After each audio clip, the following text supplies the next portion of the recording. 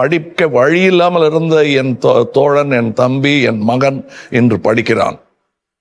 ஆனால் இன்று நாம் வாழும் வாழ்க்கை இன்னும் நேற்று இருந்ததை விட சிறப்பாக இருக்கிறது. அதுதான் we have to invest in future.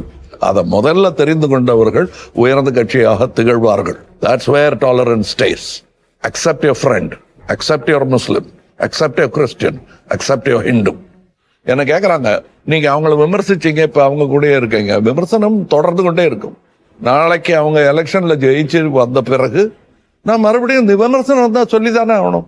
அதுதானே என் குரல், ஒரு சகோதரனின் குரல். எனக்கு வலிக்குதுங்கிறத நான் கவர்மெண்ட் சொல்ல வேற எங்க சொல்லுவேன் நான்?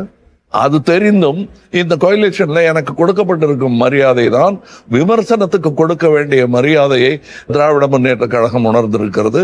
சகோதரர் ஸ்டாலின்ங்கிறீங்களா, உங்களுக்கு அவருக்கு என்ன உறவு, கோத்திர பொருத்தம் என்னன்னு கேட்டீங்கன்னா நான் சொல்றேன், நாங்க 2 பேரும் டார்வின் கோத்திரஸ்திய, the survival of the fittest.